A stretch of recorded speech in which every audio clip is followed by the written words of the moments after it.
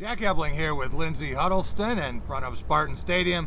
It's another Press Pass preview, and Lindsay, Michigan State 4-1 after that 40-31 escape against Indiana, but it won't be this easy this week. Traveling to Columbus, Ohio to face number 4 Ohio State. Yeah, that's going to be a tall order. I think the Spartans are very focused on that, but unlike what many think, it's not a bad blood game as many of the players were talking about, but it definitely is an emotionally high game, I think. Michigan State, the only team in the Big Ten to win in Ohio Stadium since 2011.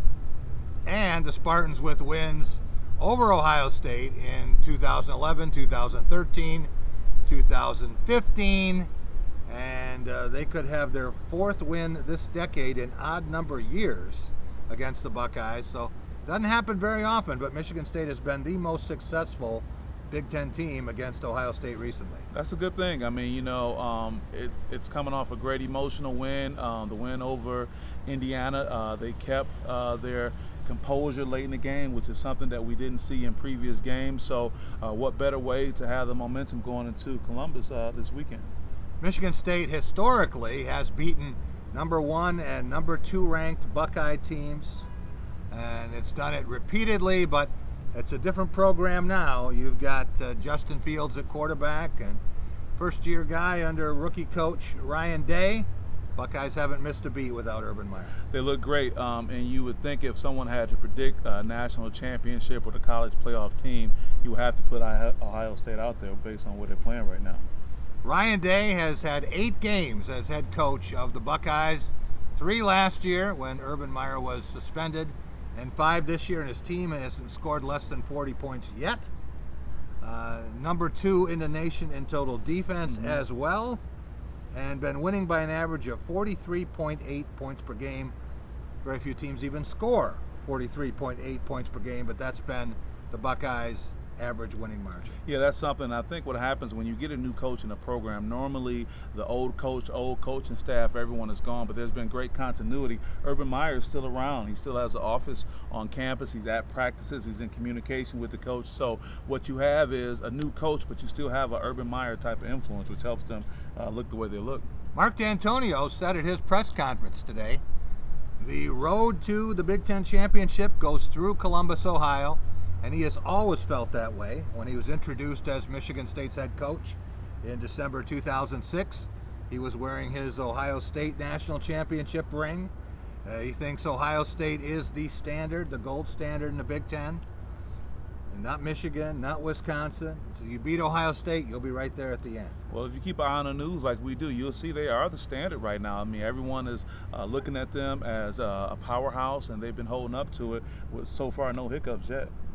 Michigan State may be a little fortunate after last week's game against Indiana. They were down and then had to rally to tie and then had to have another drive to take the lead.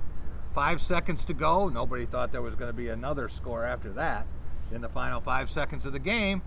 But Michigan State's going to play a lot better than it did, Lindsay. Yeah, I think so. I think it's one thing to play a great game going into Ohio State. It'll be a bad situation coming off a tough loss and hoping you can just get hyped up. But they seem to be doing all the right things. They know what's expected. Raekwon Williams talked about after the Indiana game that they know if they want to win a Big Ten championship, they have to go through Ohio State. Michigan State, Brian Lewerke, number 1 in the Big Ten in pass attempts, pass completions, passing yards. Darrell Stewart, number 1 in receptions, receiving yards. Elijah Collins, a lot higher than anyone thought he would be, to the point that Connor Hayward has decided to enter the transfer portal and try his luck somewhere else. But it's going to be different against an Ohio State defense ranked number 2 in the nation, and defensive end Chase Young might be the best player the Spartans will face. If the team that has the number 1 pick in the NFL draft doesn't want a quarterback, probably going to take Chase Young, and he's going to be going against a 4th-string left tackle for Michigan State. Yeah, that's tough. But on the Michigan State side, Justin Fields spoke really highly of Kenny Willekes, talking about how strong he is, how strong his hands are, and he spoke highly of him. I don't think he's trying to lull him to sleep, but I think it's admirable respect right there. But that says a lot, and hopefully between him and Joe Bacci, they can just push forward with that defense. I found out today that the Ohio State coaches a lot of great things to say about Brian Lewerke. They don't recognize the quarterback now from the injured one they saw last year and the one when Michigan State got whipped in Columbus 2 years ago.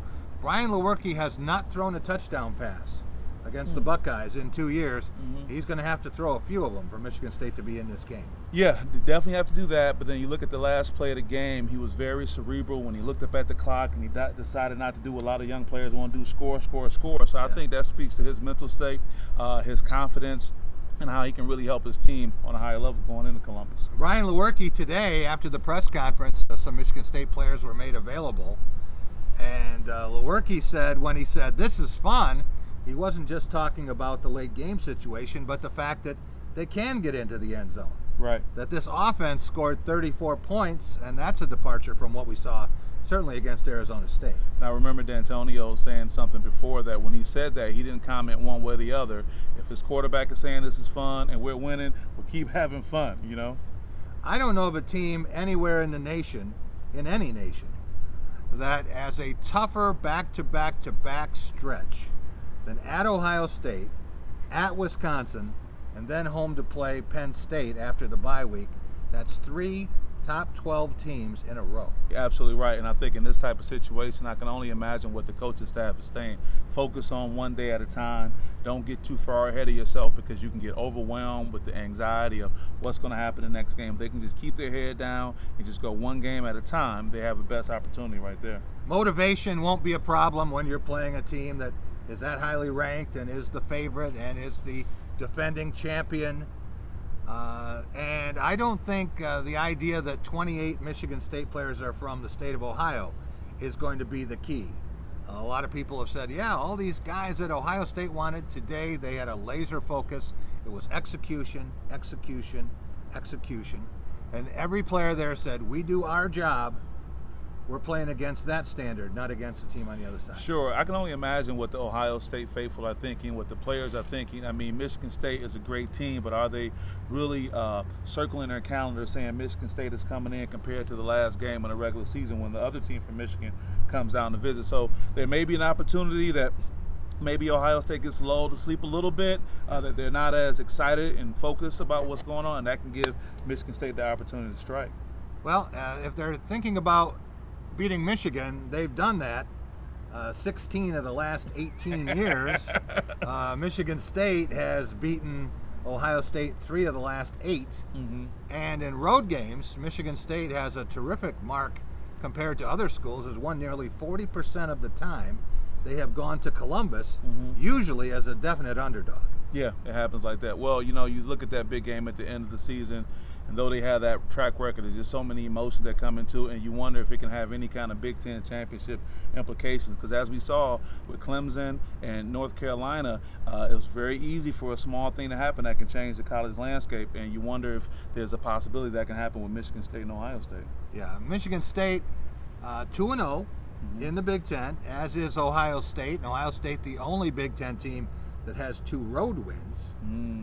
So that's a big plus. They have not had a conference home game yet, but it's going to be a night game, nationally televised.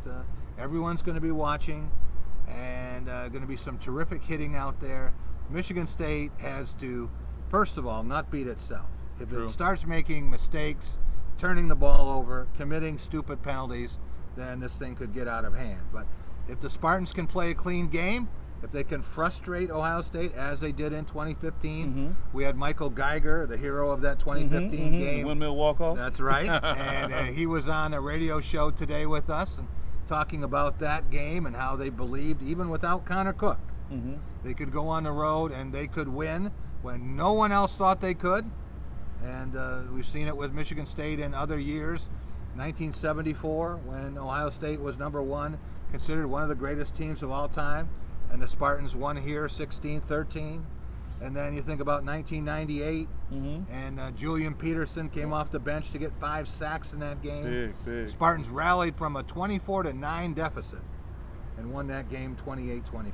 That's huge. Well, we'll be down in Columbus to check that out. What else will we see on Press Pass Preview going forward? I think we're going to take a quick look at Michigan State basketball. Okay.